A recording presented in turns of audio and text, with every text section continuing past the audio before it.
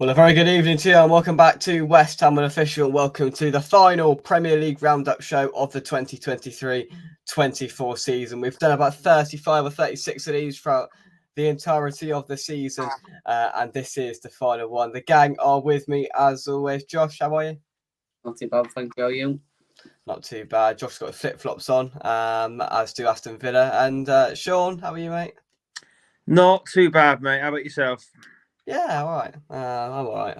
Good. I'm a bit tired, but I'm all right. Let's see who's joining us in the chat. Good evening to everybody. Josh's granddad is in. There we go. Pushed Everton, pushed Arsenal yesterday. Terry, hope you well. I haven't seen you since yesterday, mate.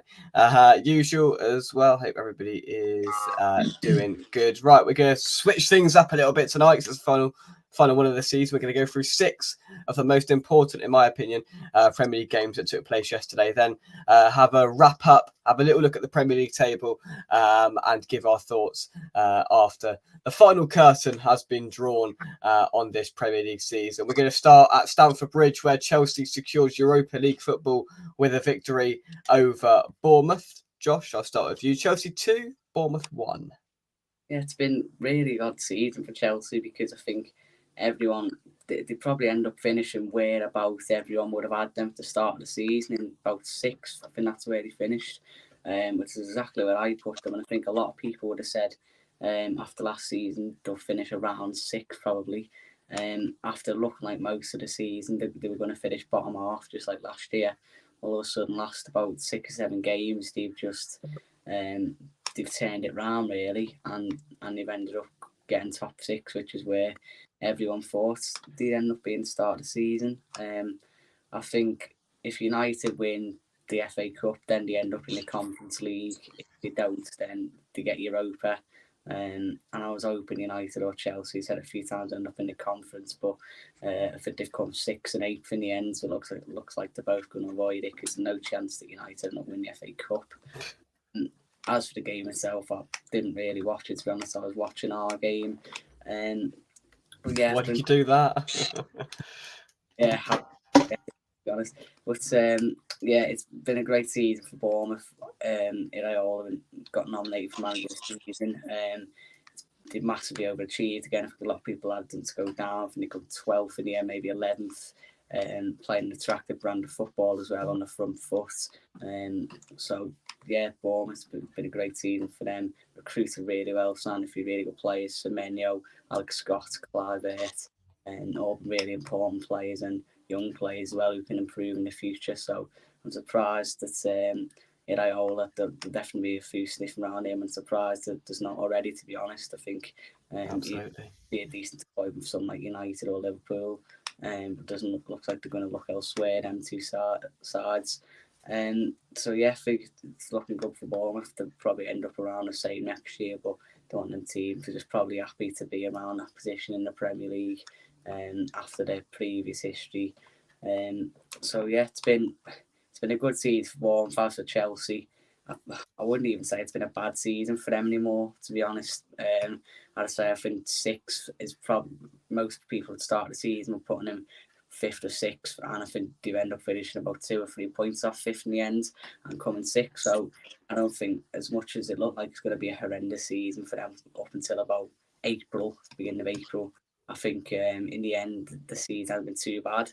The cup semi-final, a cup final, and 6th place finish. I think at the start of the season, I think they probably would have took that Chelsea fans after they would. And with the sort of start to the season they had, and bearing in mind for the vast majority of this season they were like 10th or 11th Chelsea, and they just clicked into gear at the right time, and got themselves up in the 6th, just 3 points off Spurs in 5th. So look, it's been a poor season for Chelsea, but when you look at it on paper, it's not probably as bad as first perceived for them. And Bournemouth, fair play to them, playing decent style of football. Most of them wanted Iraola sacked in October and November when they were in the relegation zone, but they stuck with him, and he has prevailed for them. And yeah, fair play to him. Let's see who we got in the chat. Never seen some. Well, I didn't even buy the chips, and you're moaning that I bought you too many chips. For goodness sake, this season has gone fast, has it? I think it's been incredibly slow, to be honest. I've longed for this moment, to be honest, for quite a while. Ryan, hope you're well. Euro starting on the 14th of June. Christ, that's going to cheer us all up a bit, innit? Flipping out. I've just had to sit through 9 months of Moyes ball. Now I've got to sit through another month of Southgate ball, for goodness sake. I just can't. I just can't. Andy, hope you are well. Question for you, Sean. Have you got a crazy filter on making you look 10 years younger? That's just natural light. Can you put filters on this thing or not? No. Take that as a compliment. If you can that's put just filters natural on it, light and working outside, that is. fair enough. Thank God. Steve, evening, gents and chat. Very good. Very good. Fresh fielder as well. Chelsea good form started when they got beat 6-0. When they beat Everton 6-0, it did. It did. We'll go over to the Brentford Community Stadium next, where Newcastle secured Europa Conference League football for next season. Your favourite competition, Sean. I'm going to be honest, I'd have preferred Man United to finish there because it would have been mildly amusing seeing Man United in the Conference League. But Newcastle have got it. The question I'm going to ask is that going to be a help or a hindrance to the Geordies next season? It depends where the club is heading, really. Obviously, we all know they've got the richest owners in the game, but we also all know they're struggling to spend the money. So I'm not sure in what position they are at the moment with the finances. And I think I've said in the past, I think that's why possibly why Howe's even kept the job, because a lot of us thought they probably pulled the trigger on him before now, even though I think he's done quite a good job. But I think because they've got restraints there financially, then they're probably about where they're going to sit for a little bit.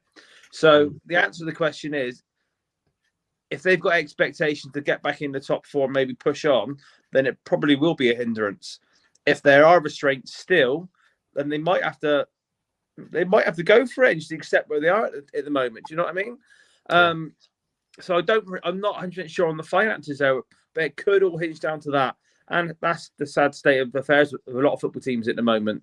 You've got to put your expectations in line with what you can afford to spend. Yeah. As for Brentford, we were on at Brentford a lot of weeks about Franco, and I see he's linked to Bayern Munich about an hour ago. Everyone's linked to Bayern Munich. Yeah, but he's about, I think about 6 managers have turned them down. And in the last hour, is it Bild, the German newspaper? They're reporting that they're in talks with Frank. So whether he says yes or no. Fabrizio Romano also reported about an hour ago that they're also considering Vincent Kompany. So I don't know how Bayern work as a club nowadays, really. But for years, the hierarchy was a lot of ex-players like Beckenbauer, Rummenigge, people like that, and they would pull all the strings. So if you upset anyone at the club, they would just have the power. So whether they're getting I know Thomas Tuchel can have a bit of a attitude problem as well. He can upset a few. So whether they just want literally a head coach just to coach their team, I don't know. But for such a huge club to be turned down by so many, I would suspect there's probably something like that, where they're just not going to give a lot of power. But back on Thomas Frank at Brentford, we sort of said, I think it was last week, we covered it, that you can sort of sense that his time there might come to an end, whether he'll walk away, do you know what I mean? Sort of where he's taking him as far as he can. So this wouldn't shock me in the slightest if he did actually take it. But no, it's just dogs going off. Yeah, it's just in that sort of limbo now for Brentford, whether they stick and try and improve, because they had a couple of good seasons establishing themselves, and a not so good season this season when the league position reflects that. And it'll be interesting to see Brentford next season, one to keep an eye on for sure. And Newcastle in Europe again next season. It's the Conference League, of course, and I think most of their fans, I mean, it's interesting to gauge their fans' sort of perspective on this, because I think they've been average for most of the season. Isak has just continually scored goals and kept them going, and they've just snuck into that 7th spot, and none of the teams who are getting anything below the Champions League have been absolutely amazing this season. Look at that natural light again, Sean. Isn't that lovely? The sun is just glazing through the window now. And it's just gleaming onto you. It's just too much. We got Geordie in. Let's see what he says. I hope United lose the FA Cup so we can get the Conference League, even though I know City, but City will beat them hopefully. So Thing is, it with the what it Geordies as well, like back to the, it's all about the money, because it's a bit like Villa. I read Villa, like they need to sell still, even though they're in Champions League. Newcastle, I'm reading their fans are adamant they don't need to sell one of their stars. So I don't know if they do or not. I think Guimaraes will have an offer for. I can honestly see Isaac would not shock me to see Arsenal come in for him. So is. Absolutely. it's going to depend what happens there. If they need money, I think they could probably raise close to 120 million from Isaac. So Yeah, and no, it for would sure. not shock. It would not shock me if Arsenal offer that as well. I think that's probably the perfect fit. Exactly usual. Can't believe Moyes hasn't been mentioned for the Bayern job. I mean, David Moyes, yeah, not in the running. TalkSport have gone quiet. I mean, all these pundits and everyone out there glazing David Moyes about how amazing he is and about how amazing his football is. And why isn't he being linked with the Liverpool job and the Bayern Munich job? I don't know. I don't know. It's a mystery. It's a mystery. We'll go to Selhurst Park next. This wasn't a mystery. Crystal Palace 5, Aston Villa 0. Now, fancy a club, Josh, going away to Crystal Palace, conceding 5 goals and having a party. We'd never do such a thing. On the beach, properly, or Aston Villa, and I don't think the fans particularly cared. No, not at all. In some of the scenes from the away and after the game, just like cheering their goals when the 5th one goes in. That sounds familiar. Singing to the goal music. Stayed after the game for their laugh of honour, just singing songs. Nobody was bothered whatsoever. Yesterday, I'd like to see a bit more pride, to be honest, despite being on the beach. But realistically, I'm not bothered after a season like this. At the end of the day, we had 12 senior players available. Olsen in goal, Chambers in the midfield. Emery's son had to go on the bench. He was a goalkeeper, and we already had a goalie on the bench. So it was 2 goalies on the bench, including Emery's son. And then the rest of them were just kids, apart from Pau Torres, who also had a knock and could only make the bench. And then apart from that, we had 11, including Chambers and Olsen. So, yeah, the injuries, it's a good job the season's come to an end, to be honest. We've quite literally crawled to the finish line for the last win about 4 or 5 games ago against Bournemouth. But, yeah, it's just been a superb season, considering we haven't had a full season. Said to me after we lost to United at home in February, and Kamara had done his ACL, probably our most important player, and that we get top 4, then I'd have laughed. And certainly at the start of the season, and after that Newcastle game when we lost 5-1, I'd have said we'd have finished about 12th. So yeah, absolutely, it's been a superb season. So I'm not going to complain for a result like that. I think Palace, they could be top 8 next season if they keep hold of the players.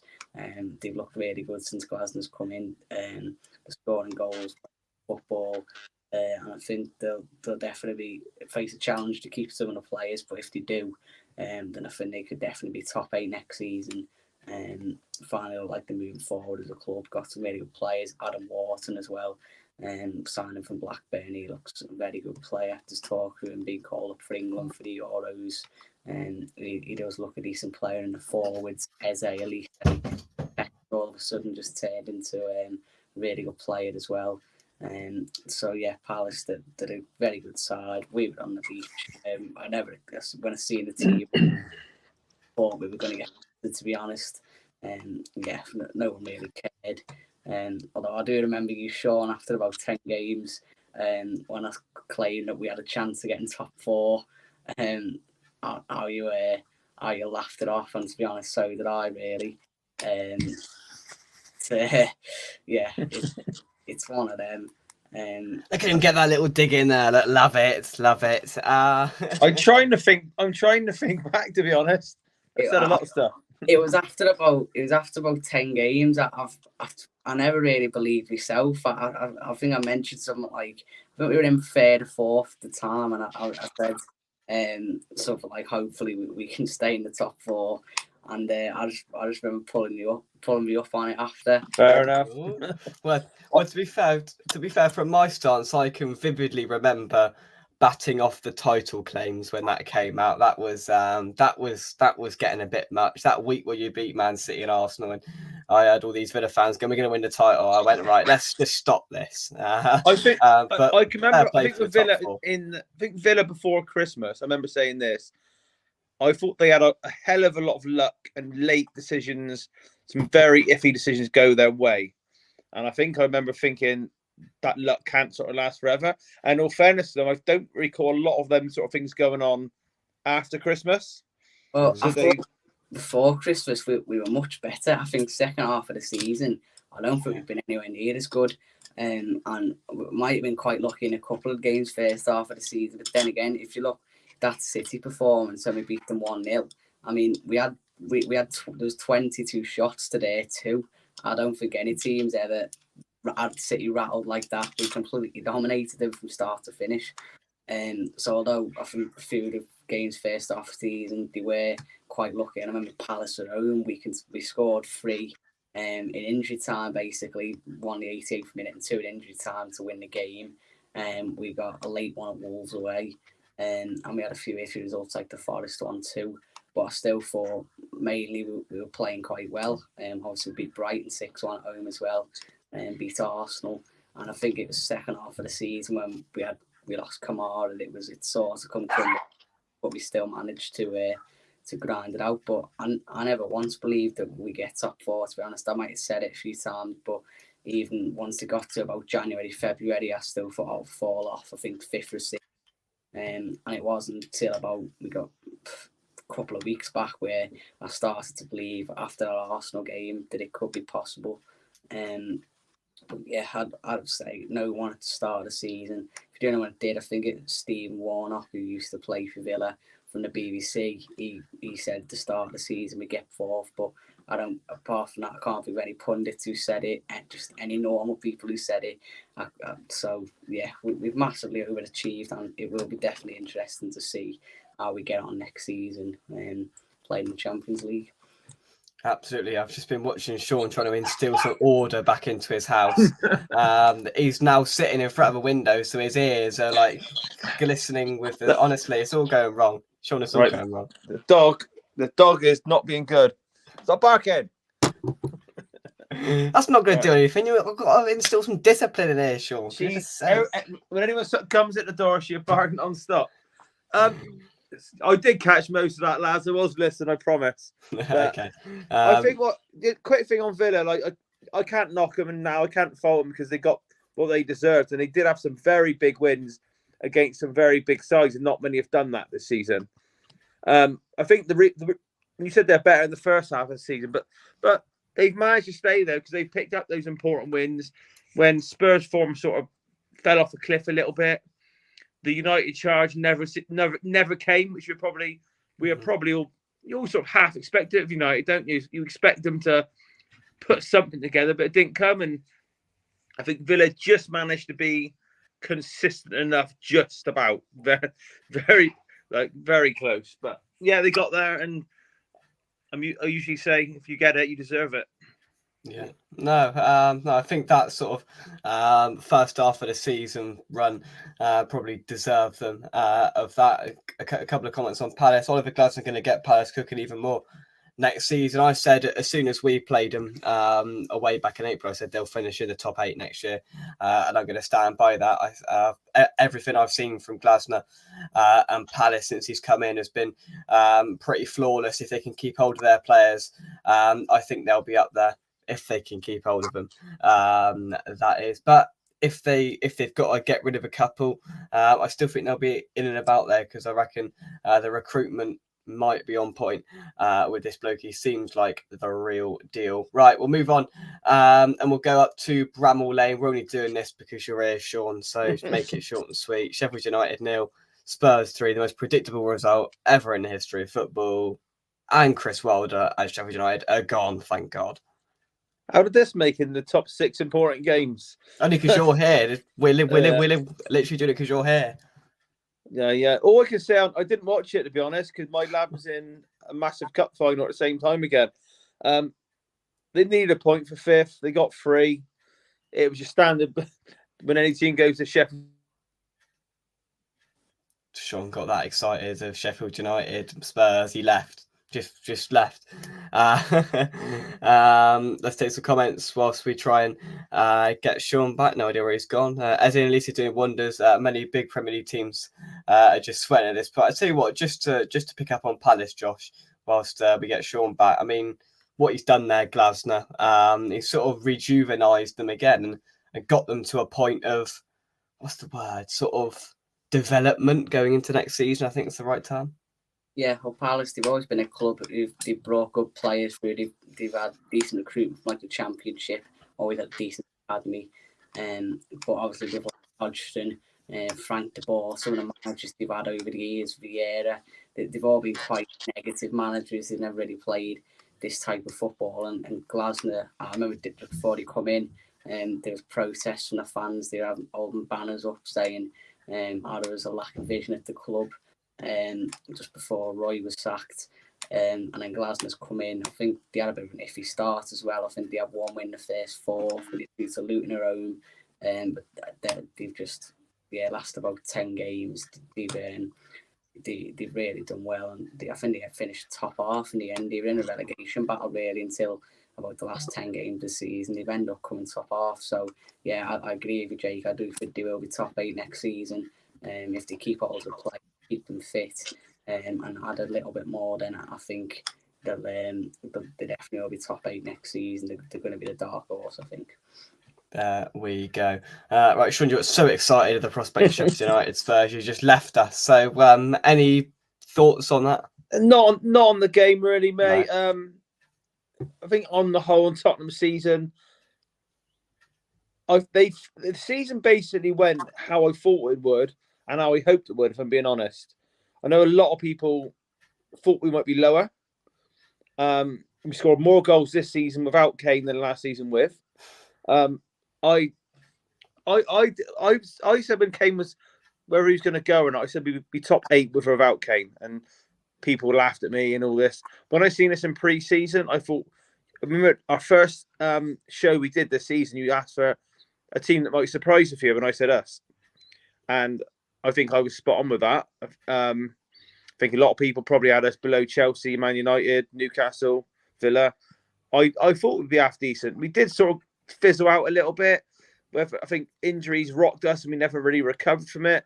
But all I wanted from the season was progress, some more expansive, exciting football to watch, and just to see a bit of progress. Really, I thought we would be around about 5th, 6th at the start. I thought we might have hung on for top 4 at one point, but those injuries and suspensions so early in Ange's reign, do you know what I mean? Most of the players weren't his. So once he's at his best sort of 11, 12, 13, when he was bringing in players he didn't really want, it just never really clicked.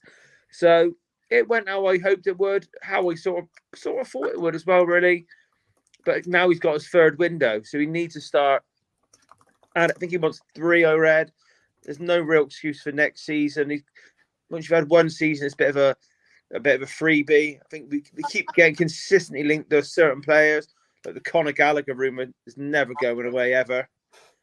We do need to buy homegrown players, so you'll probably see us get a few homegrown players that might raise a few eyebrows. That might be small squad players.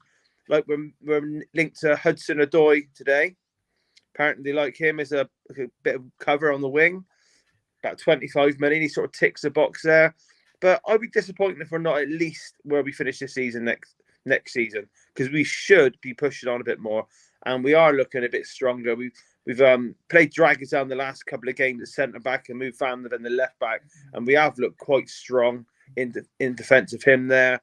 So yeah, I'm reasonably pleased with the season. It's good progress, but next season, we need to see a bit more consistency and a bit tougher when it counts, I think.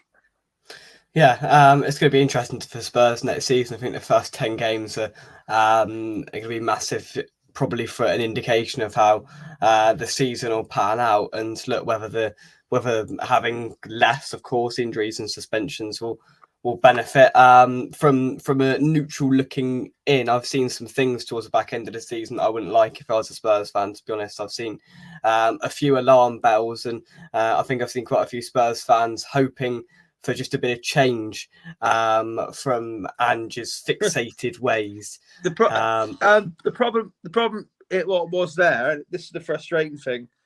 He hasn't changed. You can never think too far ahead if you're a manager, because you're there 1 minute and you're gone the next. He's been acting a little bit like he is definitely 100% there long term. Now, I know no one's ever promised that, and I get that if he really thinks that, because he's been stubborn a bit, but hasn't changed how he thinks football should be played. However, when it come to last week when we had Man City, he was a bit more pragmatic, and he sort of played a false nine rather than putting Son down the middle, which doesn't work. He brought in Dragusan as an extra centre back, and for probably about an hour, we at least matched Man City in that game.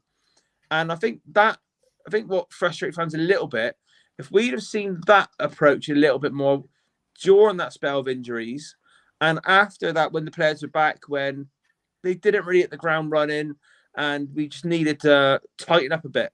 Like we lost to Chelsea, we lost to we lost to Liverpool, we lost to Arsenal. In that little spell, we could have quite have easily picked up a win or a couple of draws and got fourth spot if the club wanted that.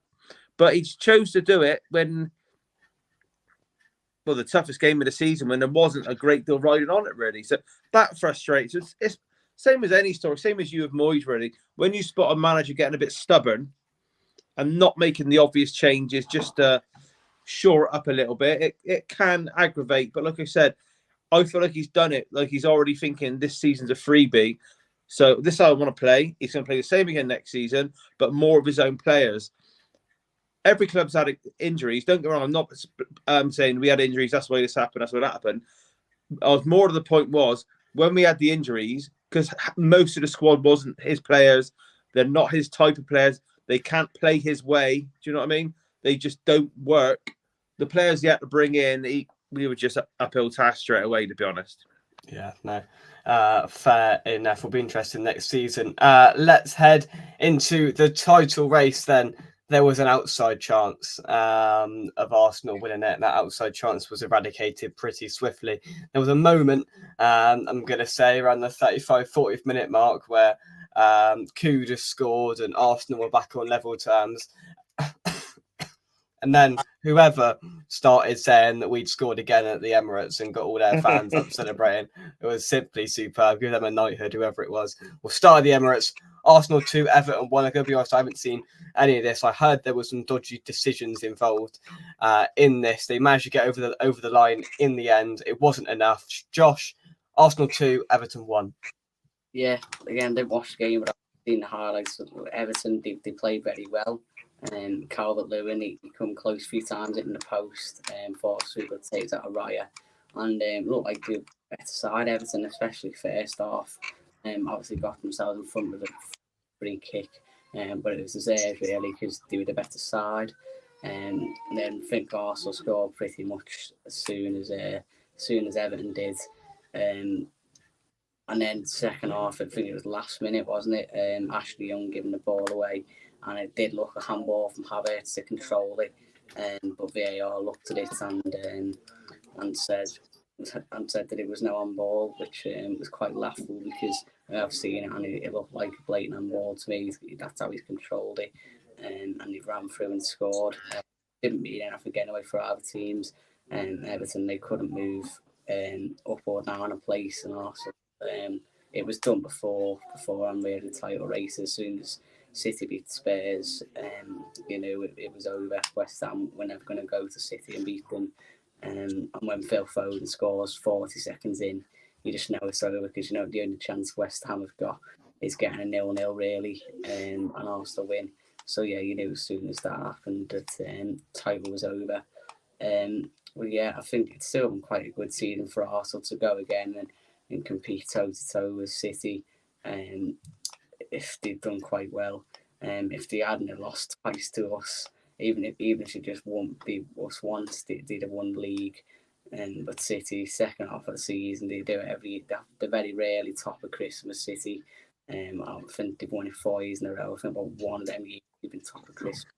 It's usually just second half of the season, they're unstoppable. I think the last time they lost was to us, which was beginning of December.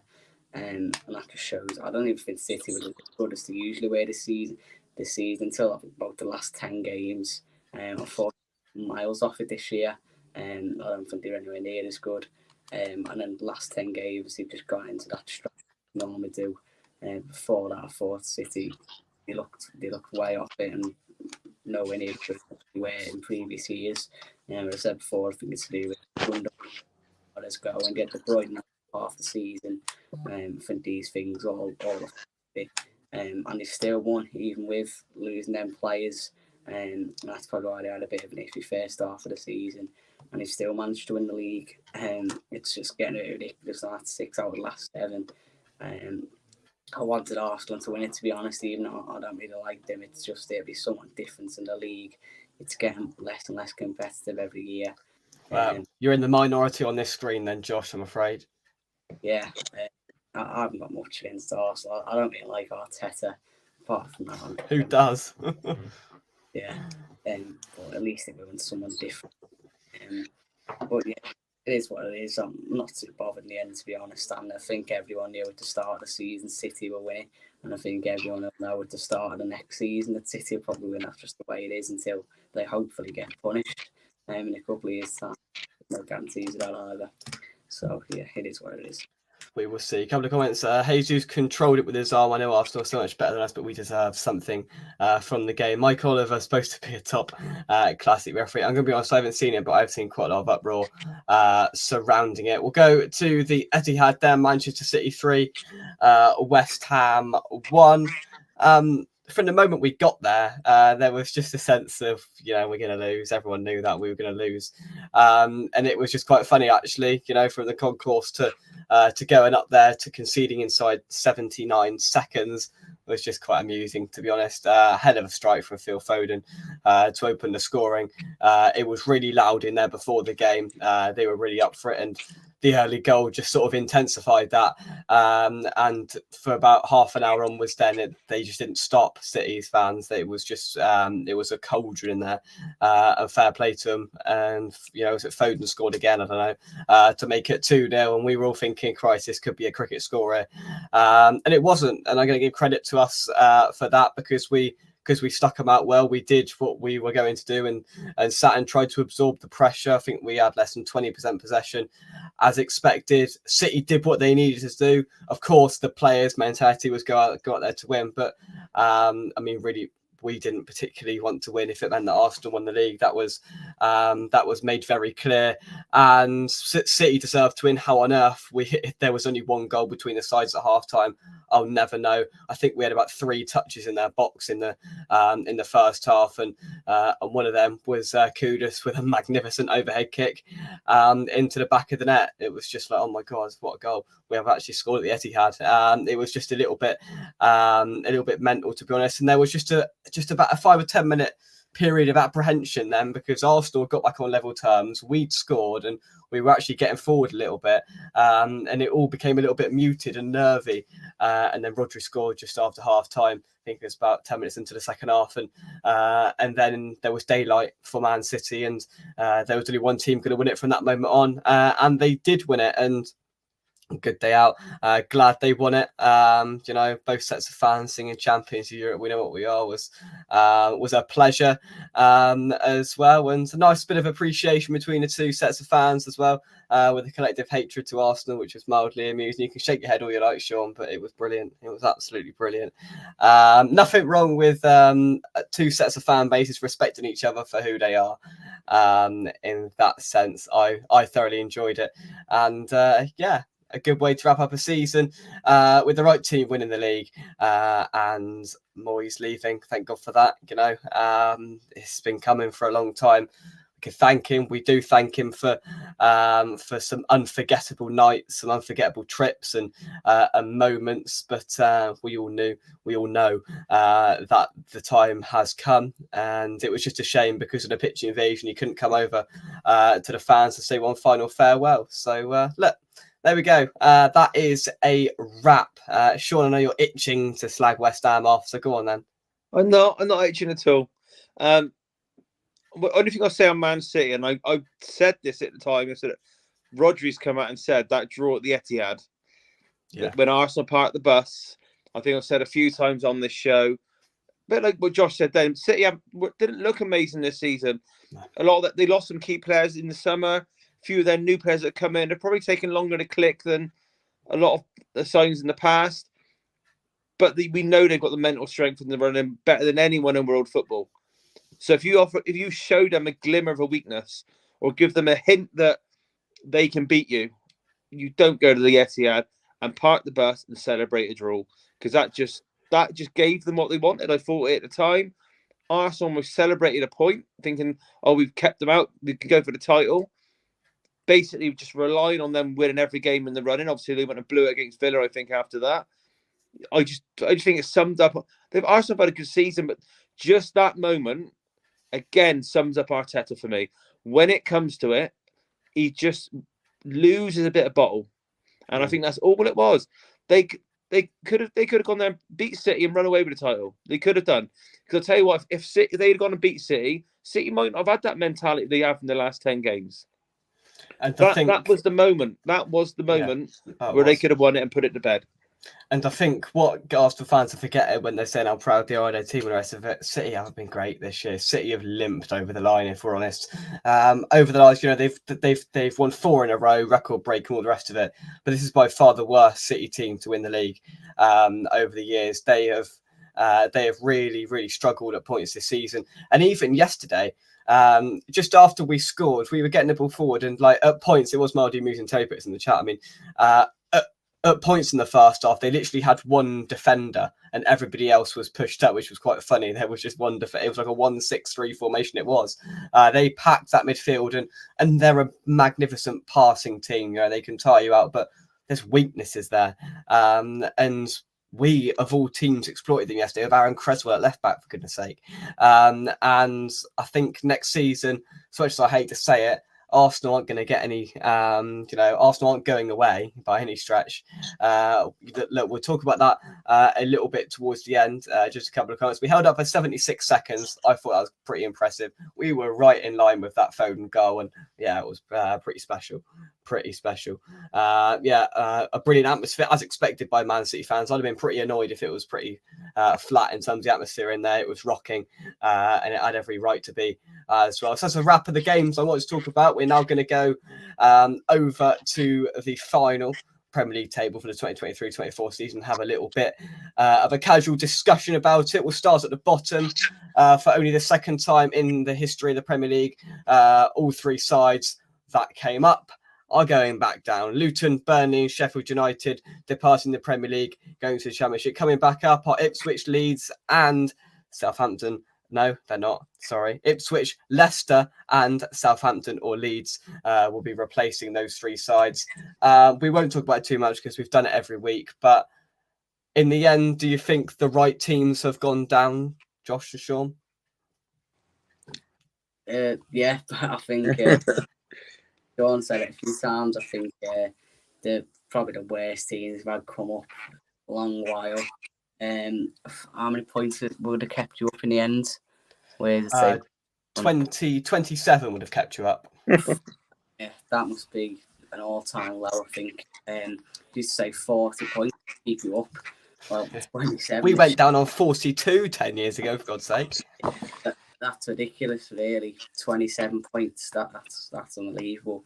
And I think Forest, they're lucky because you look at the money they've spent since they've come up, and then you've got Luton, who have spent maximum 5 million. The highest transfer was £5 million this season, and they've sort of come close to them. Then Forest, because they won, lost on the last day. That's why the gap went with 6-7 points in the end. Before that, Luton were within about 3 or 4 points most of the season. Sheffield and Burnley, they're just, after about 10 games, I think we knew them two were going down. It's been a pouring quality bottom of the table this year. And then we've got teams like Everton who, without the point deduction, they would have come 11th. and they've not been brilliant by any stretch of the imagination. So the quality of the league. It's just been so poor in terms of the quality. I was watching or listening to something the other day, and somebody said how amazing the quality of the Premier League has been this year, and I went, sorry, like it's been woeful. It's been woeful, and to stay up on 27 points is an absolute embarrassment. Yeah. If we're totally honest. So going above that, we've talked about the 3 teams above the relegation zone at length. One team that I want to talk to you about, Sean, is Wolves, who have dropped down a little bit towards the end of the season. Actually, they were pushing for Europe at one point, up 8th and 9th. They've dropped down to 14th in the end, finished on 46 points. Under Gary O'Neill, we don't know in terms of their financial implications, but can you see them pushing on next season under Gary O'Neill? No, I think Wolves are probably going to still be about where they are. It's probably a boring answer a little bit. I think they're going to sell. Was it Pedro Neto? I think they're going to sell this year. Yeah. Although he's very injury prone, they want a lot of money for a player that struggles to make 20 games a season. My shock at the bottom of the table, I don't want to go back to it, is like, when did Sheffield United score like 35 or 38 goals? Is that what it said? I cannot remember them even.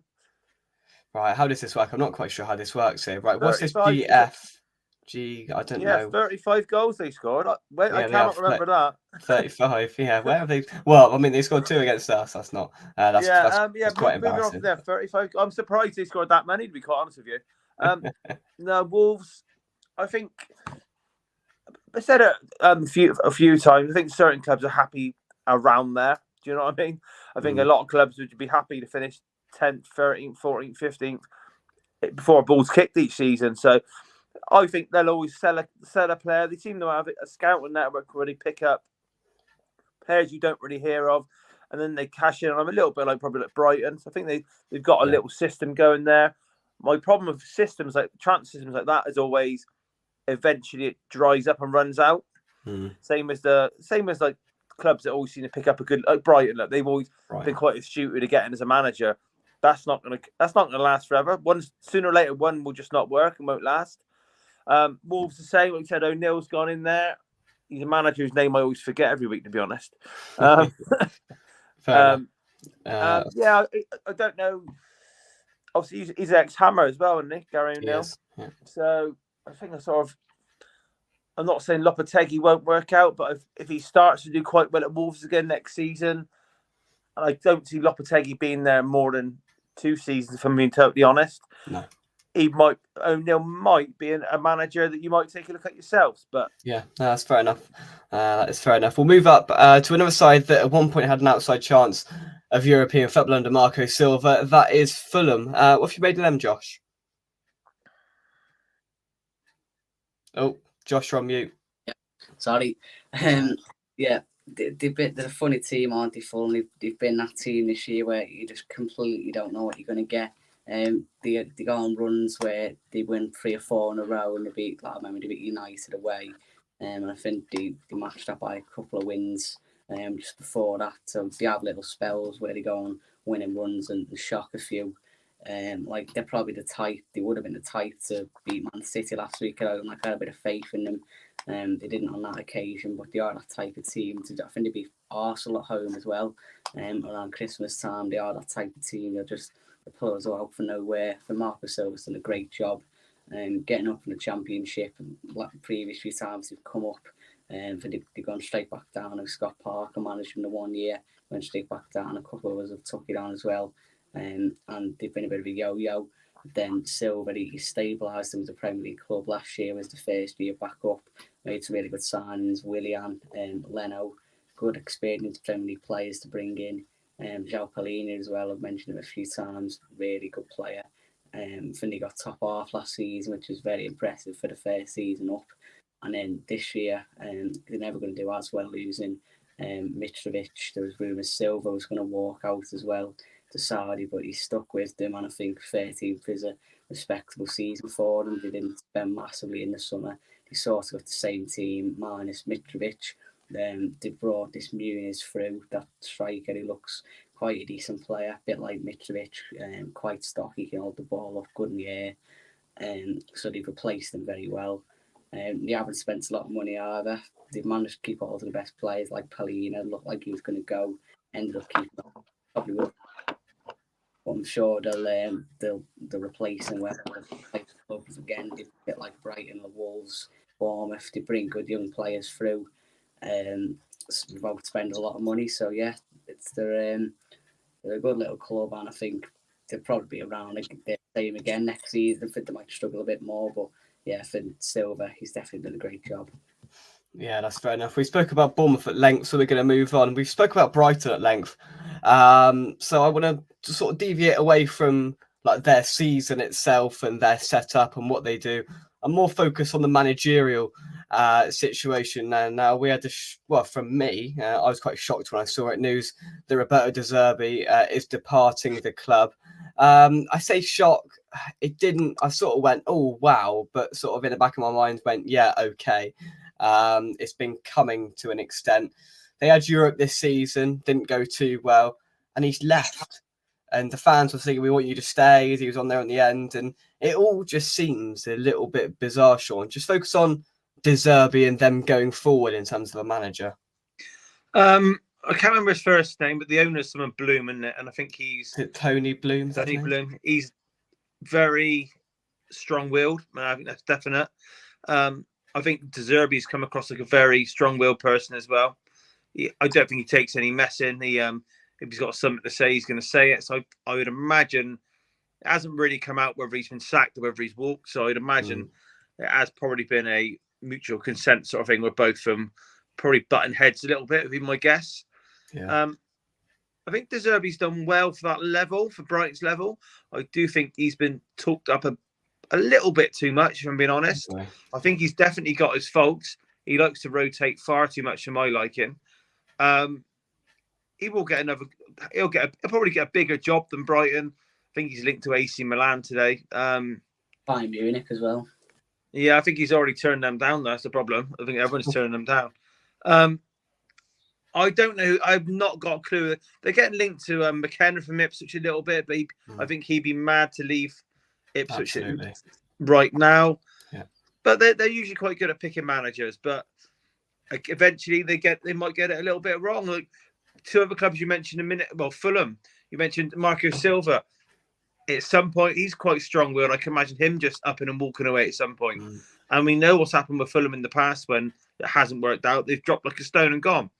So at some point, these sort of clubs, your Brightons, your Brentfords, your Fulhams, they're doing quite well. But I think I'm always looking over my shoulder thinking if something goes wrong with the manager and upset, it wouldn't take a great deal from the drop one year. Do you know any of them really? No, that's fair enough. Yeah, I think if it goes wrong, it can go drastically wrong for either or any of those sides. Palace we spoke about earlier. West Ham, will do our whole review of that another day.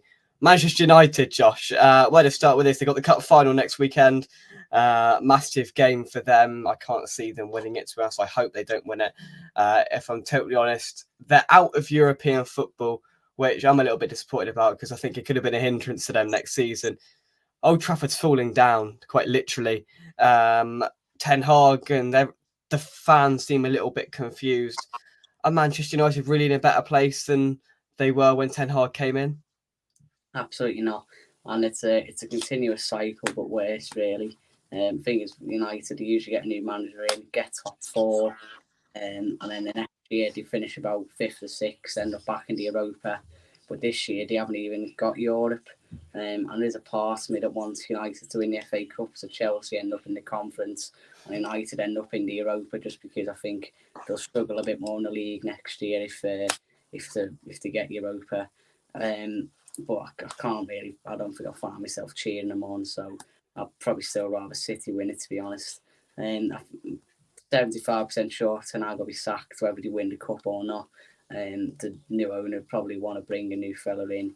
Bit of talk about De Zerbi. But again, De Zerbi's getting into a few jobs. I'm sure he said AC Milan. I'm sure he's still on Bayern's radar. I can't see why he'd turn Bayern down. And I think if De Zerbi has walked out, I presume he's got a job lined up, but I'm not sure on that one. I'm pretty sure Ten Hag will lose his job. He's been the worst manager they've had in a long time, really. It's just he's got no real way of playing. He tried to come over, play an attractive brand of football like he did with Ajax, gets battered first 2 games and realises they can't play that type of football. And so just changes to pure counter-attack, really. And that's all they can do. I suppose they've got the players to do it and beat most teams in the bottom half. But when they're playing with decent, they usually get beat because they're not good enough, really. And it says a lot about them. And I remember they were playing Everton at home earlier in the season, and they were just sitting back and letting Everton have the ball. And just think against Luton as well. And it's like, if you're doing that against teams like Luton and Everton, then I just think, no. You're struggling. Yeah, is there really a way forward? Are you like making a good account of yourself to the new owner? Probably not. I'd imagine they want an attractive like style of football. And so at least, even if you're going to come 8th anyway, you should try and play some decent stuff. So yeah, it's been really, really poor season for them. I remember when they beat us in February and they all started saying they were getting top 4, and that hasn't happened. They've been really inconsistent all season. I know they've had injuries, but every team's had injuries at the end of the day. They have a bit like our type of injury crisis the last few weeks, where they've had to end up playing Evans and Casemiro at centre back. But most of the season they've still had. Oh, again, they sort of limped over the line. I mean, that night at Palace when Casemiro was at centre half, I mean, it was quite painful to watch, if I'm honest. And look, 2 main objectives for Man United fans is to play attractive football in an attractive stadium, and they currently got 0 of the 2 objectives. It's a mess. It's still a mess. It's been a mess for years, and I'm going to be honest, I don't know how to fix it, and I wouldn't want to be tasked with the job of trying to. Simon's saying, what an amazing season by Chelsea. We'll talk about that in just a second. Southampton or Leeds, quick fire for me. I'd like it to be Southampton for the geographical implications of an away day. But unfortunately, I think Leeds are going to do it. I don't know why. I just think Leeds will get over the line at Wembley. That's my gut. A single word answer. Josh and Sean both say it at the same time. I don't know. Who do I want or who do I think? Who do you think? At Leeds. There we go. So Josh wants Southampton coming up. He thinks it's going to be Leeds. Same as me. Great minds think alike. Sean hasn't a clue. No. I watched loads of both of them play this season, like lots. I've already watched those two teams play as much as a lot of Premier League sides.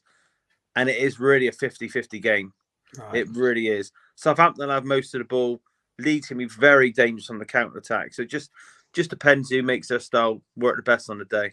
Yeah, absolutely. Southampton 60 miles away, so Southampton, a fully logistical based decision, absolutely.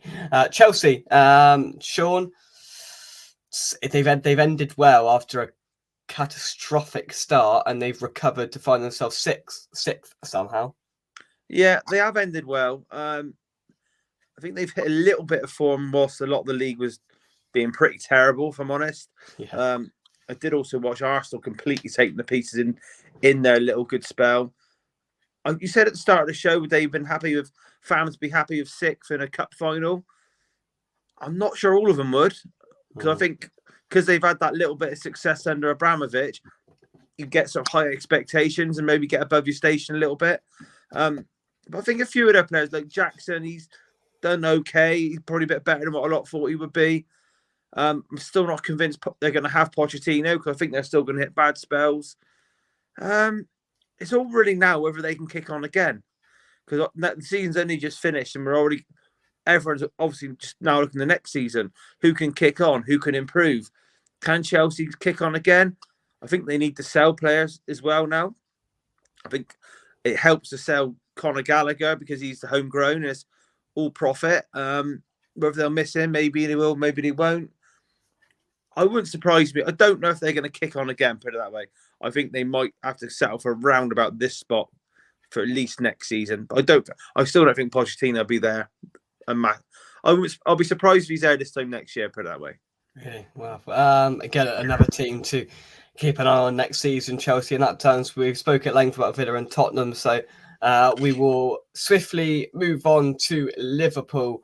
Jurgen Klopp, yeah, he did leave. Nobody sort of mentioned it or or talked about it. His final farewell at Anfield yesterday, where in his final speech he announced the new Liverpool manager, Arne Slot, and just about a couple of hours ago, it was officially announced on social media that Arne Slot is the new Liverpool manager, pending the 1st of June. Josh, the impact of Klopp and how much they'll miss him next season going into it with Arne Slot. We don't know a lot about him, but do you think they'll be up there again, or can you see them doing a Fergie Man United style decline? I'm not sure about that, but I definitely think they'll have a wobble next season. I think they're going to lose a few of their big hitters. I think Salah will probably be off, even though he's been quite poor second half of the season anyway. Van Dijk, he's hinted of a move away if he's to rebuild. I'm not fully convinced by Slot, to be honest. I don't know too much about him, but he's only managed in the Dutch league, really, hasn't he? Which is always a risk. I mean, look at United with Ten Hag, and Ten Hag had a better reputation than Slot coming to United. Obviously, you've got Ajax or Champions League semi-final before. I think won something like 4 leagues in a row or something like that. So Ten Hag had a better reputation than Slot. I think it's going to be different going in Liverpool and United. Obviously, you'll probably get backed a bit more, got better players. But who knows? Ten Hag was meant to play an attractive brand of football, and realised he couldn't after 2 games and just changed the counter attack. So then that's going to happen again. He's got better players, going to be back to it more, but we'll see. I do think they'll have a wobble, probably quite forced. As for Klopp's impact on Liverpool, he's done a ridiculous job, really. If it wasn't for City, they probably have about 4 or 5 league titles. Fair season coming in, I think got them to about 6. But if you look at the team he had, he couldn't do much with that. And the next season got them into the top 4 when Coutinho went to Footy full off. But that's how they signed Alisson and Van Dijk. And they've improved every year, really. Obviously, they've had a couple of wobbly seasons, like the COVID one, but he still somehow managed to get into the top 4 after being about 9th the whole season. And then obviously last season as well, where again they were about 9th the whole season, and they ended up coming 5th. So they've had a few wobbles, but that's always going to be expected. He was there for 8 years playing that high intensity system. They were always going to have a few wobbles. So yeah, if you look at where they were before, Rodgers, I think they come 7th or 8th. And that team that they had, it was aging. It was horrendous, really. Apart from Coutinho, the team he had when he come in, it was shocking, and he's completely rebuilt them and got Liverpool back challenging for titles, which they hadn't been doing. Well, they'd done it under Rodgers for the 1 year, but apart from that, it was more like the 90s and 80s that Liverpool were challenging for titles every year. So he's brought that back to the club. So yeah, he's been ridiculous. I don't particularly like the guy. I think he's made himself look a bit of a fool in press conferences on the touchline, etc. But you can't get away from him. He's a brilliant manager, and I think probably the best in the Premier League last 10 years. I believe he's better than Pep. He's done it lower down. He's done it with a worse team, less budget. So yeah, you can't knock him. He's done a terrific job, and I think Liverpool this season again, they can have won. They probably overachieved if you look at the way they were last season. Selling most of the midfield, they've had to rebuild the team. No one would have thought they'd be in a tight race of 6 or 7 games to go after the year they had last year. So I think again, even though the farewell tour wasn't as planned, I think they've done really well to win a cup and get to a cup quarter final and be in a tight race next year and end up coming 3rd. So yeah, it's still been a good season for them, and yeah, Klopp, he's been a very good manager for them, obviously. Yeah, and I think when you talk to Liverpool fans about Klopp, it's not always about the moments of lifting silverware. It's just been the ethos and sort of mentality that he's presented to the football club and what he's made normality. Now, look, there's been a few people sort of saying he's only won X amount of trophies. He hasn't been, but Man City have just been an irresistible force in there. And at the end of the day, I think what he's done at Liverpool is commendable. Now, I think the whole farewell tour thing has been a little bit cringe and a little bit tiresome, if I'm honest. But you've got to sit back and respect the job that he's done at Liverpool. He's left on his terms. He's left when he's wanted to, and I think he's a man that will be forever respected in the red side of Liverpool. We've got 55 seconds left, which means just one thing. We've talked the title race to death. So I've got one final question. I've asked you two gentlemen plenty of questions, hundreds of questions throughout this season. There's just one left. Will City do it again? Will they go 5 in a row? And Sean, you can't say, I don't know. You've got to say yes or no. Yes, they will.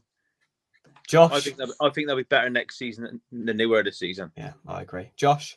Yes, I think they will. There we go. As long as Arsenal don't win it, I don't really care. If I'm totally honest, I think City will do it again. I think they'll go 5 in a row, and I'll be quite happy to see them do that. If I'm totally honest with you, I hope City win the FA Cup next week, and I hope they win the title again next year because it prevents them not doing it once again. Sean and Josh, thank you very much for all of your input throughout this season. Greatly appreciated. I hope you've enjoyed dumping all of your football input to me on a Monday night all this season. Thank you very much. No problem at all, mate. No worries. Have a good summer, Josh and Sean. Thank you very much. Greatly appreciated. From me, Culmy Irons, up the Villa from Josh. Sean, I just don't know. I don't know. Come on, you. What is it? You still got you got another season to work it out. Have I? Oh, well, Yeah. I'm never saying it. I'm never saying it. Exactly. Lopetegui will be lifting that Premier League trophy in 12 months' time. Come on, you Irons. It's going to be an interesting one. I'm going to have a nice little break, if I'm totally honest. And I'll see you all next season. Thank you very much. Thanks, everybody, for your comments in the chat. And we will see you soon. Bye-bye. City champions again.